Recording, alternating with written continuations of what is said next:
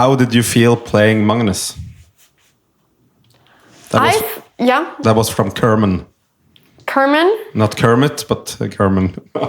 I felt amazing playing Magnus. It was very random that I played him. It was literally just a random meetup at El Retiro Park. I didn't know he was coming, and then he was there, and I thought, wait, this is a huge opportunity. Like, I might get to play Magnus whilst I'm streaming. This is crazy. And so I did, and I think I was very nervous when I was playing him because I realized this is going to be one of my only games in my life against him. So it was this is the moment, kind of moment. And when you're living those moments, you feel the pressure of it because you know you cannot redo that moment. And the best is if you're just like in it. But I was feeling very nervous and I was trying to make the best of the situation. But the scariest part of the whole thing was when he said, wow, you're playing so well. And then he said, tactics. And I just spent like 2 minutes trying to figure out his tactic. And it was an equal position. I didn't have to. Like, I lost all my time. But I got so nervous. Like, the world champion at that time was telling me that I had a tactic. I was freaking out. Magnus. Yeah. It was so smart by him. Like, I lost all my time there. And then the game went downhill after this.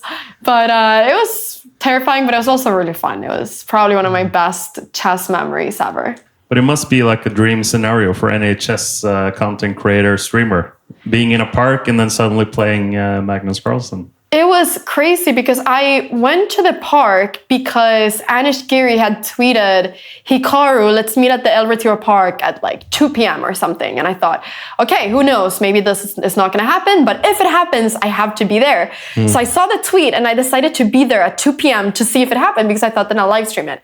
Hikaru didn't show up. And so it was just Anish Giri there playing against like 3 other random people. But then I started streaming there and some more people started coming because now all of this thing was live. And then after a couple of hours of me playing against random people, someone whispers in my ear, Magnus Carlsen is coming. He's going to be here in 30 minutes. Don't tell anyone. And I was like, is he even in Spain? What is he doing in this country? Like, what?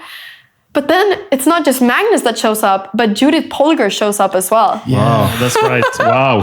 Jackpot. I'm like, what? They were all doing some event apparently.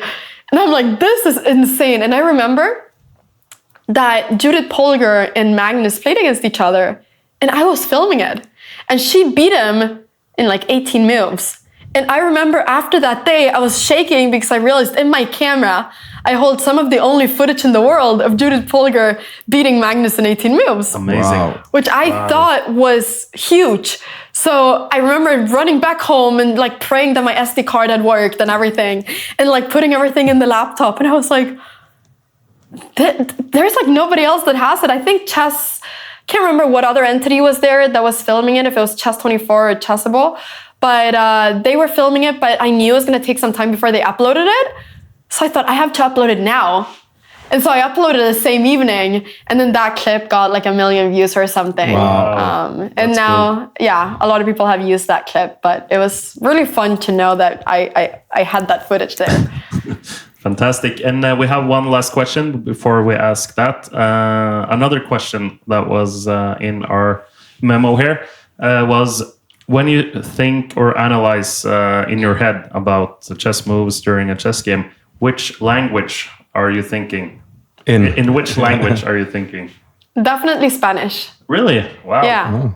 I was taught chess in Spanish, and so I grew up competing at chess in Spanish, and it's the only time truly I use Spanish in my brain. It's when I'm doing chess and maths.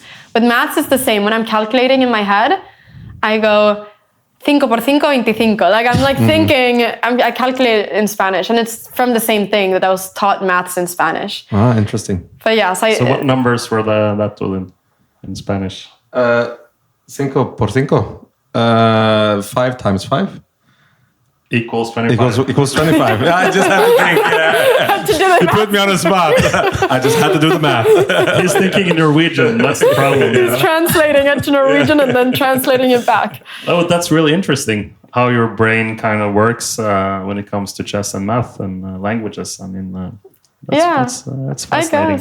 I guess. It's fun. I go like, okay, si juego alfil G5, me hará alfil E7, si luego blah, blah. So yeah, it's it's funny how you think about chess because it's truly, for me at least, it's like a conversation. If I go bishop g5, my opponent will go bishop e7, then I go knight f3, then castles. So it's like a conversation you're having with yourself. I have the same only in Norwegian, but I'll feel that's the bishop. Yeah, good.